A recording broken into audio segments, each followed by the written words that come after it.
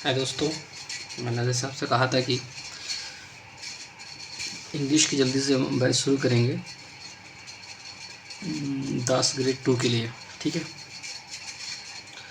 तो मैंने कल आपसे बात कर रहा था, पूरा सिलेबस के बारे में बात कर लिया हूँ कि इसका सिलेबस क्या है, कैसे है।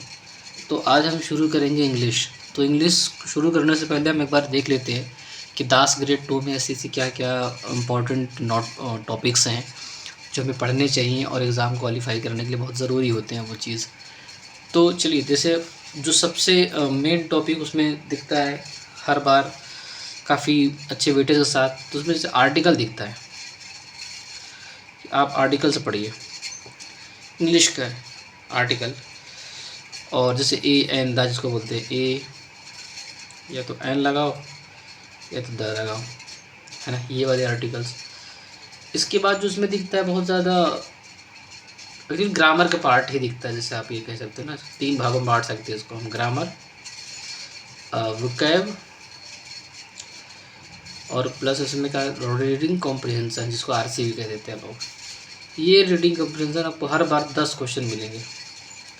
मैं 8-10 इसलिए नहीं कह रहा हूँ क्योंकि बचना चाह रहा हूँ 8 कहने से, लेकिन अब मैं मैक्सिमम 10 तो मिलते ही हैं इससे क्वेश्चन। ग्रामर से भी ऐसे ही आते हैं, वोकैब से भी आपको जो है 20 क्वेश्चन तो आपको वोकैब से मिल जाएंगे पक्का। 20 नहीं, 15 तो मिल ही जाएंगे, 10 से 15 मान चलिए आप इसको। 10 से 15 इससे मिल जाएंगे वोकैब से, और 10 आपका आरसी हो गया, तो वैसे 25 हो गया। ये जो बचा 15 क्वेश्चन वो आपका आ जाएगा इससे, ग्रामर से आ जाएगा। वो ग्रामर में भी आ जाएगा आर्टिकल से, कुछ क्वेश्चन आर्टिकल हो गया। आपको पता फिल इन द ब्लैंक्स में आता है कि आपको ए भरना है, एन भरना है, दा भरना है, इस तरह से आता है। उसके बाद इसमें आप देखेंगे कि प्रीपोजिशन भी रहेगा। प्रीपोजिशन पूछता क्वेश्चन, प्रीपोजिशंस हो गया। और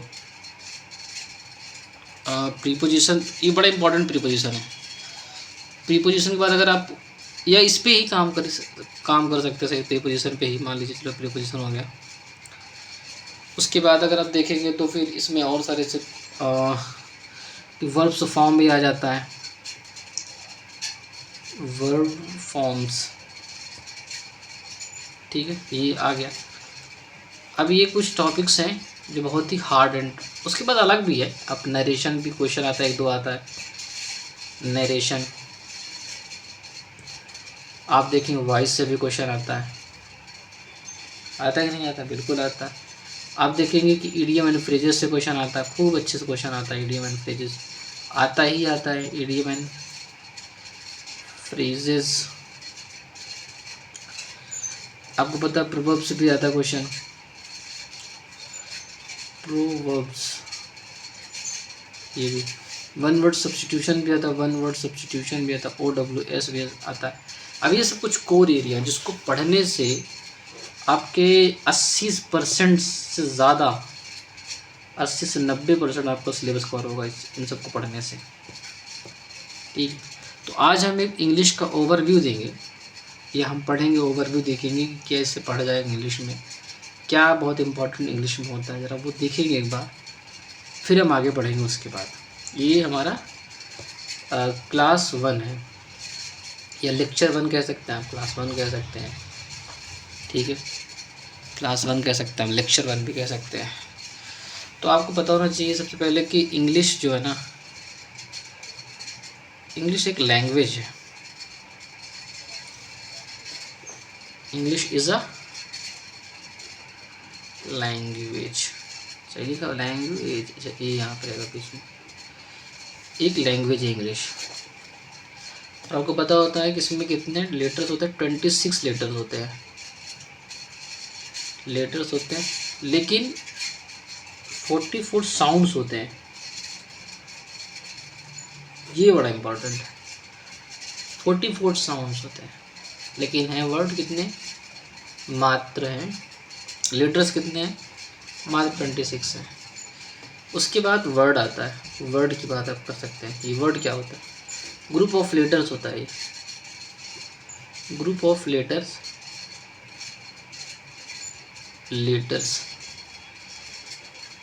लेकिन एक बात और इम्पोर्टेंस में, विच गिव्स मीनिंग मीनिंगफुल या कह सकते हैं गिव विच गिव्स मीनिंग।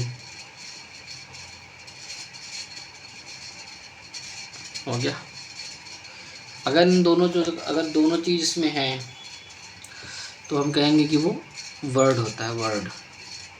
और आपको पता है कि वर्ड जब मिलते हैं क्या बन जाता है, पैराग्राफ बन जाता है, यानी पैराग्राफ।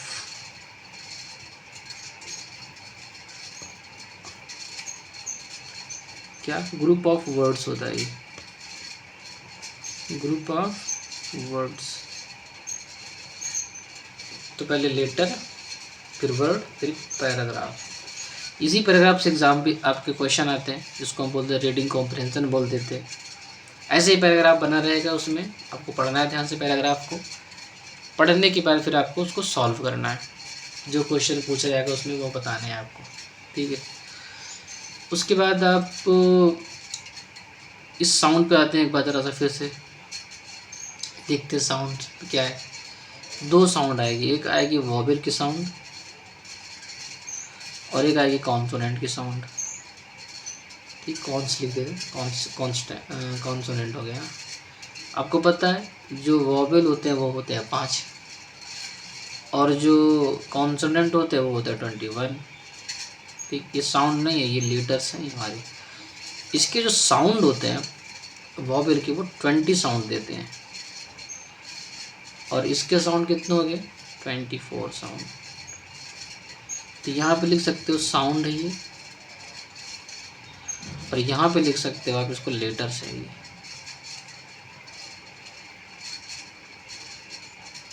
ऐसे कर सकते हो आप, इसको बना सकते हो। ठीक, मेरे ख्याल से आपको ये बता दिया मैंने कि इंग्लिश एक लैंग्वेज है जो 26 लीटर से मिल के बना हुआ है, 26 लीटर से मिल के बना हुआ है, जिसमें 44 साउंड्स होते हैं। 44 साउंड जब आप देखोगे उसको ब्रेक डाउन करोगे तो वॉवेल एंड कॉन्सोनेंट, वॉवेल आपको पता है पहले से 5 होते हैं और कॉन्सोनेंट होते हैं 21। और वॉवेल का जो साउंड होता है कम से कम 20 साउंड देता है और ये साउंड देता है आपका 24 साउंड देता है। ये हमने आपको बेसिक से बता दिया। अब ज़रा हम आपको देखते हैं एक बार, इसको ऐसे करते हैं, ज़रा पार्ट्स ऑफ स्पीच की तरफ चलते हैं। थोड़ी सी इंट्रोडक्शन देंगे, थोड़ा सा पार्ट्स ऑफ स्पीच। थोड़ा इंट्रोडक्शन देना बहुत ज़रूरी है क्योंकि इंट्रोडक्शन में ही सारी चीज़ें रखी रहेंगी, सब आपको ध्यान देना पड़ेगा। Parts of speech, SPEEC speech. ठीक है, क्या पढ़ना है। वैसे तो 8 होते हैं, आपको पता मेनली 8 होते हैं और 8 ही एग्ज़ाम में ज़्यादा इंपॉर्टेंट है, 8 ही क्वेश्चन पूछता है, 8 से ही। पहला होगा हमारा नाउन, जिसको बोलते हैं संज्ञा। दूसरा है प्रोनाउन, जिसको बोलते हैं सर्वनाम। सर्वनाम। तीसरा है हमारा नाउन, प्रोनाउन, एडजेक्टिव कहते हैं, चलो एडजेक्टिव कहते हैं एडजेक्टिव, जिसको बोलते हैं विशेषण, बोलते हैं विशेषण। बड़ा इम्पोर्टेंट, हिंदी में जो भी हम पढ़ाएंगे तो हिंदी में भी पढ़ेंगे इसको, एडजेक्टिव। उसके बाद क्या पढ़ते हैं, एडवर्ब, वर्ब पढ़ लेते हैं पहले। Noun, pronoun, adjective, verb. अब पढ़ लेते हैं एडवर्ब।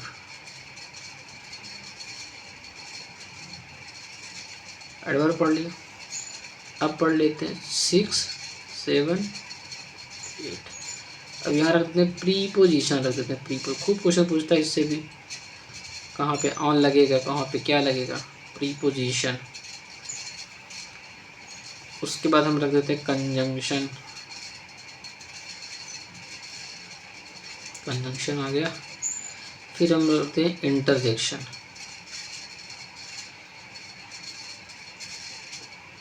इंटरजेक्शन। इस तरह से 8। ये वर्ब, जिसको हम क्रिया बोलते हैं, क्रिया। ये एडवर्ब, एडवर्ब क्या बोलते हैं, क्रिया विशेषण बोलते हैं इसको, क्रिया विशेषण, है ना, क्रिया विशेषण। प्रीपोजिशन में क्या बोलेंगे हम, संबंध सूचक, संबंध बताता है ये हमेशा।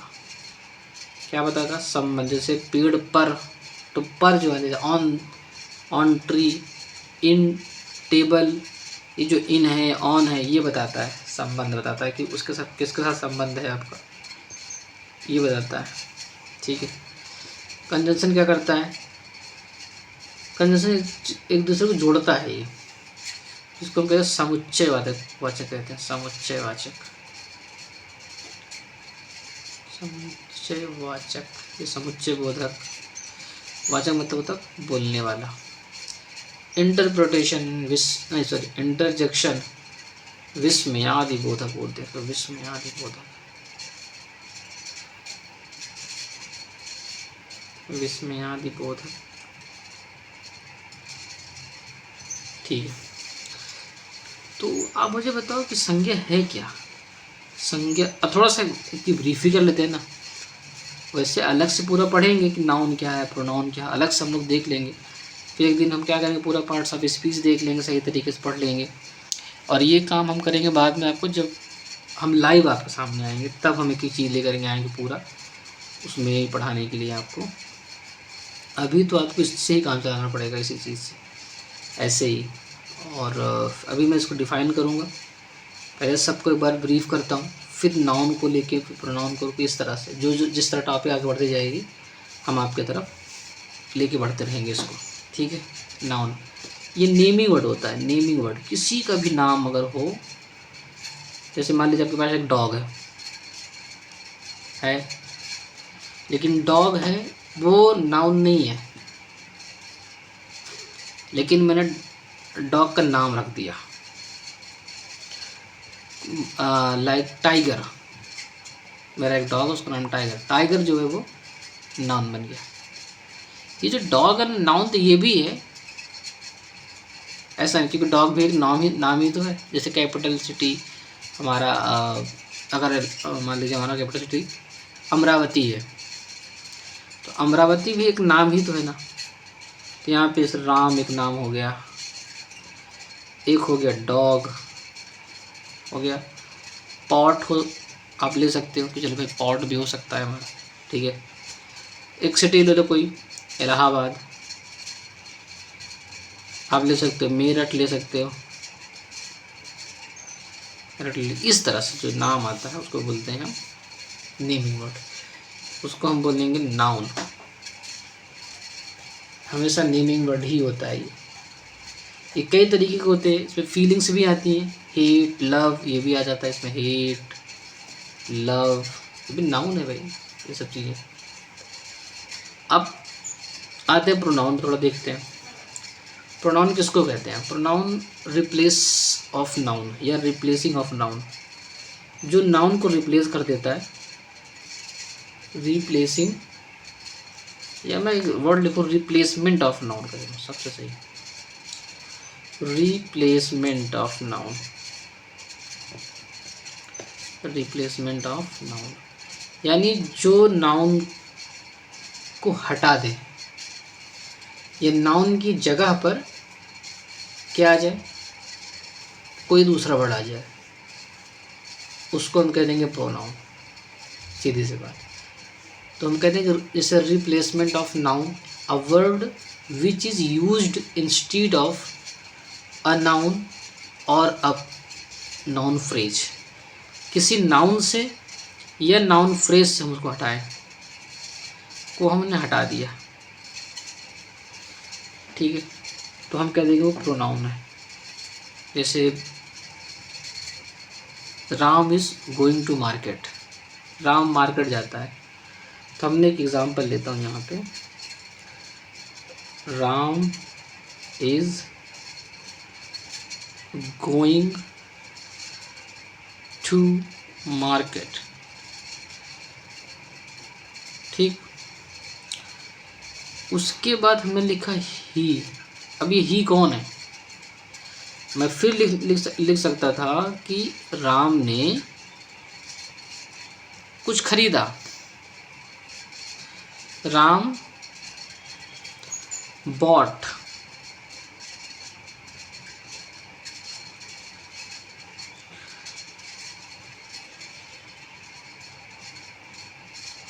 ये कहते हैं ही केम, वह वापस आया। अब यहाँ पर राम बाजार जा रहा है, वह वापस आया। ठीक, तो यहाँ हम राम की जगह पे हमने ही लिख दिया, इसको बोलेंगे प्रोनाउन। तो ही हो गया प्रोनाउन, जैसे ही, शी, इट, दे। हम और डिटेल पढ़ेंगे आगे चल करके। ये एडजेक्टिव क्या होता है?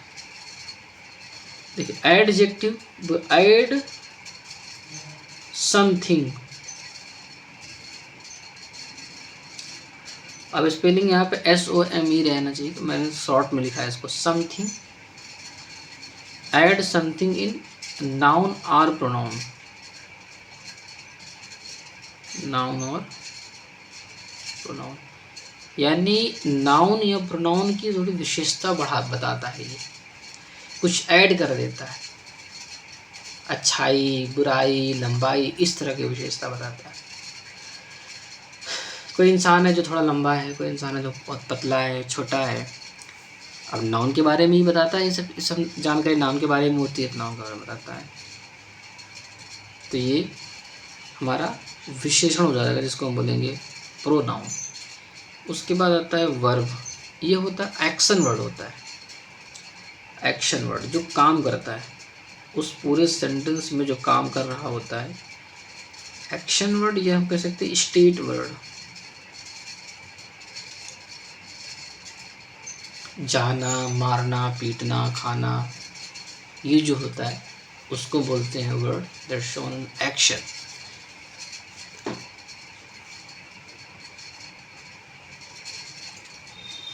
इसने एक्शन को आगे बढ़ाया। अब आता है एडवर्ब। ले भाई, ये भी होगा ऐड, क्योंकि एडवर्ब ऐड समथिंग, हमने शॉर्ट में लिखा समथिंग, मैंने ऐड समथिंग क्या, अदर देन नाउन और प्रोनाउन। क्यों अदर देन? मतलब नाउन या प्रोनाउन के अलावा इस सब की विशेषता बताता है एडवर्ब। हाँ, कभी कोई विशेष स्थिति आएगी उसमें बताएगा भी, लेकिन वो अभी काम के लिए नहीं। अभी आपको सिर्फ इतना समझना है कि पार्ट्स ऑफ स्पीच क्या है, किस तरह से काम कर रहा है। ठीक है, अब उसके बाद देखते हैं प्रीपोजिशन। ठीक है, तो ये नाउन, प्रोनाउन, वर्ब, एडवर्ब जो हम पढ़ रहे थे, अभी नाउन पढ़ रहे हैं, ये चिप्स, ये नाउन, प्रोनाउन, वर्ब, एडवर्ब, ये है हमारे लिए बड़े बहुत इंपॉर्टेंट। ऐसा नहीं है कि हमें इम्पॉर्टेंट नहीं है, सबको पढ़ना पड़ता है इन सबको सही तरीके से। ठीक है,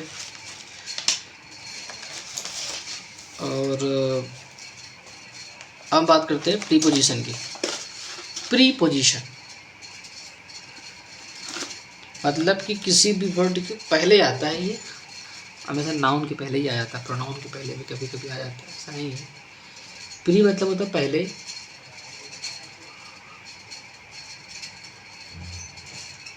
उसके बाद है पोजीशन। इसमें पोजीशन उसका मतलब होता है स्थिति। जब नाउन प्रोनाउन का, या नाउन हो या प्रोनाउन का जब संबंध बताना होता है ना, सूचक बताना होता है, तब उसको बोलते हैं रिलेटिंग वर्ड भी बोलते हैं। रिलेटिंग वर्ड जो रिलेट करवाता रहता है हमेशा। क्या होता है ये? रिलेटिंग वर्ड होता है। जैसे स्टूडेंट ऑफ क्लास, ये कह दूं कि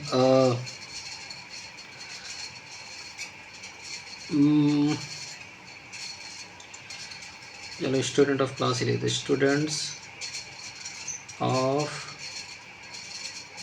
क्लास। तो ये ऑफ क्या है? ये प्रीपोजिशन।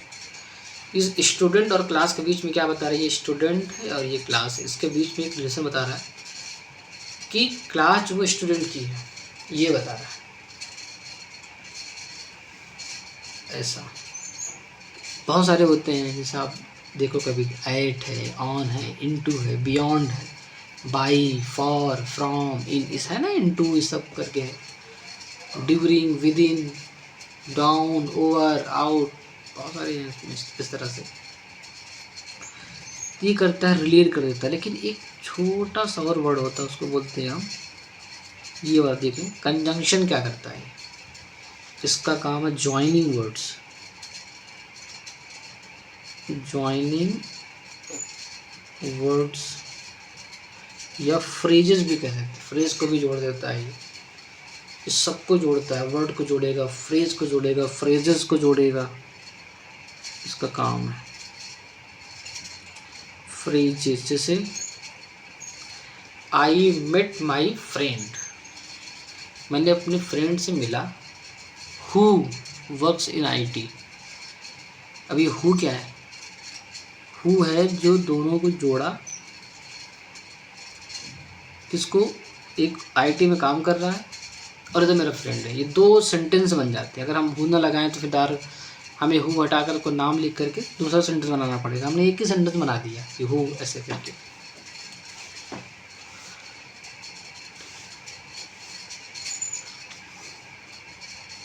इसके अलावा आपको पता है कि एज वेल एज भी होता है, बट और नॉट, ये सब होते हैं। तो ये तीन तरह का मिलेंगे भाई, कोऑर्डिनेशन वाले होते हैं कंजंक्शन, एक सबऑर्डिनेट वाले होते हैं कंजंक्शन होते हैं, और एक जो है कोरिलेटिव होते भी, कोरिलेटिव करते हैं, जैसे अदर देन, नीदर, ये सब होते हैं ना, वही होते हैं इस तरह से। उसके बाद एक लास्ट है जो हमारा विस्मयादि बोधक, ये फीलिंग एक्सप्रेस करता है, कोई बहुत खुश हुआ आज किसी बात, किसी को जॉब लग गई तो खुश होता है बहुत ज़्यादा, उसी समय कोई जो है बड़ा नाराज़ रहता है। फीलिंग एक्सप्रेशन या फीलिंग एक्सप्रेस करता है ये, ठीक है, कर दिया। सडन फीलिंग, आउच, अलाश, हुर्रा, ये सब चीज़ें हैं इसमें। इस तरह से हमने ये देखा एक बार कि ये जो इंग्लिश है लैंग्वेज है, टोटल 26 लेटर हैं इसमें, 44 साउंड्स होते हैं, जो 20 साउंड वॉवेल के होते हैं और 24 साउंड हमारे कॉन्सोनेंट के होते हैं। और वर्ड क्या होता है, जो ग्रुप ऑफ लेटर्स होते हैं उसको बोलते हैं वर्ड, जो गिव्स मीनिंग, जो कोई मतलब देता है, किसी अर्थ देता है, उसको बोलते हैं वर्ड। और पैराग्राफ क्या होता है, बोलते हैं जब ग्रुप ऑफ वर्ड्स होता है, जब हम देखते हैं कि हाँ कई वर्ड मिल करके कुछ क्रिएट कर रहे हैं तो हम बताते हैं कि पैराग्राफ है ये। उसके बाद हमने पार्ट्स ऑफ स्पीच देख रहे हैं, पार्ट्स ऑफ स्पीच हमने थोड़ा समझा कि भाई नाउन क्या होता है, नेमिंग वर्ड होता है, जो किसी का नाम उसमें शामिल होता है उसको नाउन बोलते हैं। प्रोनाउन क्या होता है, जब नाउन की जगह पे आता है उसको बोलते हैं प्रोनाउन। और वर्ब क्या होता है, जो एक्शन वर्ड होते हैं, जिससे हमें समझ में आता है वो काम कर रहा है, या कौन सा वर्ड ऐसा जो बताता है कि एक्शन हो रहा है, वो वर्ड होते हैं, वर्ब होते हैं। एडजेक्टिव क्या होता है, जो नाउन और प्रोनाउन की विशेषता बताता है, नहीं उनको स्पेसिफाई करता है कि हाँ नाउन इस तरह का काम करता है, नाउन ये है वो है, जो भी उसके बारे में बात करता है उसको हम बोलते हैं, वो एडजेक्टिव हो जाता है। एडवर्ब क्या होता है, विशेषता बताता है ये भी है, लेकिन नाउन प्रोनाउन नहीं बताता, उसके अलावा सबकी बताता है ये। तो ये जैसे वर्ब की विशेषता बता, जैसे दौड़ता है तो समझ में, ठीक है दौड़ता है समझ में आता है, लेकिन वो तेज दौड़ता है, तो दौड़ना तो क्रिया हो गई कोई, तो इसकी विशेषता जो बताएगा वो तुरंत एडवर्ब हो जाएगा। मैं ये कहना चाह रहा हूँ आपसे। प्रीपोजिशन का संबंध सोचा, जो संबंध बताता है हमारे student of books, student of class, इस तरह जो ऑफ वर्ड है, ऑन वर्ड होता है, इसको बोलते हैं प्रीपोजिशन। कंजंक्शन जो होता है वो जॉइनिंग वर्ड होता है, दो सेंटेंस होते हैं, उन दोनों सेंटेंस को जोड़ करके एक कर देता है। ही इज़ गोइंग, जिस Ram is going to market, Ram buying a pen, Ram right still right now still जो है बाइंग द पेन। अब दो सेंटेंस है, हम इससे कह सकते हैं कि Ram is going to market, who लगा देंगे, जैसे हु कहेंगे तो इसका मतलब राम के लिए बोल रहा है, हु बाइंग द पेन, बस हो गया, who is buying the pen. इस तरह से हमको उसको बढ़ा रही। कंजंक्शन हमारा जिसको बोलते हैं समुच्चयवाचक बोलते हैं, ये ज्वाइनिंग समुच्चयवाचक ज्वाइनिंग वर्ड्स होता है समुच्चयवाचक। उसके बाद जो मैंने अभी बताया आपको, फिर हम लास्ट देखते हैं विस्मयादिबोधक यानी इंटरजेक्शन। इसका काम होता है फीलिंग एक्सप्रेस करना, लव, नफ़रत, अलाश, हुर्रा, ये जो चीज़ें हैं उसको बोलते हैं कि वो सब चीज़ें क्या है हमारे सामने विस्मयादिबोधक यानी इंटरजेक्शन है वो।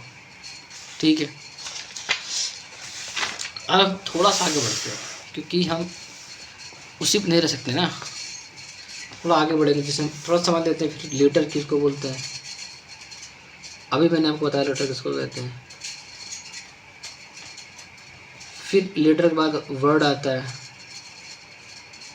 जिसको मैंने डिफाइन किया, ग्रुप ऑफ लेटर।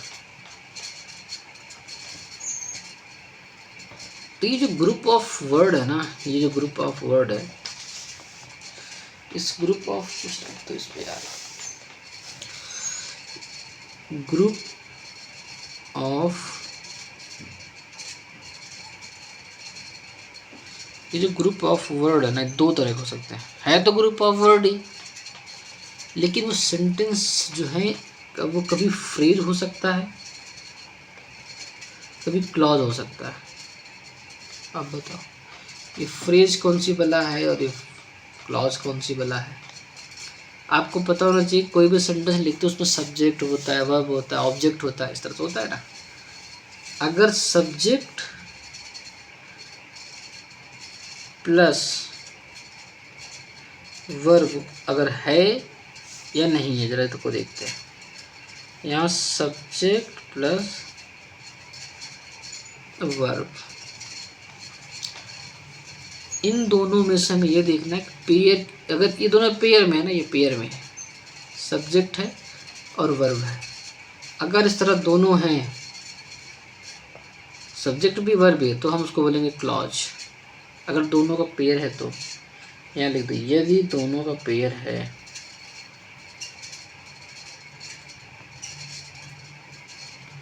दोनों का पेयर है इस तरह। और यहाँ पेयर नहीं है, किसका पेयर नहीं है, सब्जेक्ट प्लस वर्ब का। इस तरह से हम देखते हैं इसको। ठीक है, और तो हमने थोड़ा इतना देख लिया है यहाँ तक।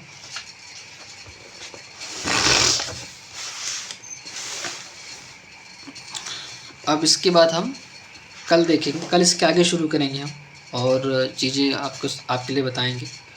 लेकिन इस तरह से हम आगे बढ़ेंगे। कल हम पार्ट्स ऑफ स्पीच थोड़ा सा क्लियर करेंगे और सही तरीके से। आप क्या पार्ट्स ऑफ स्पीच पहले पढ़ेंगे, हमें टेंस भी पढ़ने हैं, हमें पार्ट्स ऑफ स्पीच पढ़ने हैं, टेंस पढ़ना है, वो इसी का पार्ट होगा सब।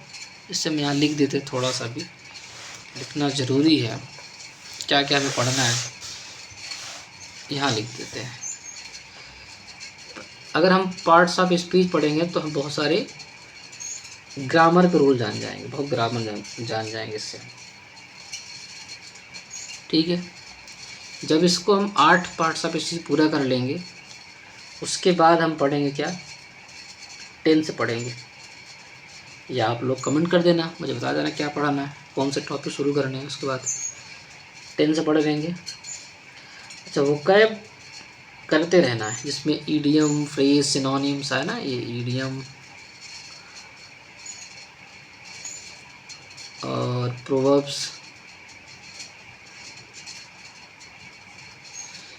सिनोनिम्स,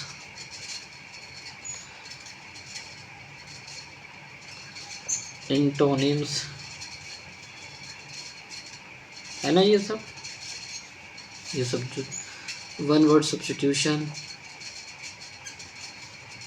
इन सब से लगभग अगर आप ध्यान से देखोगे तो फिर मुझे लगता है 4 से 6 क्वेश्चन मिल सकता है आराम से, इन इतने से ही वो गैप से। टेंस से 2 क्वेश्चन तो आ ही जाएगा, टेंस से भी मिल जाएगा आपको।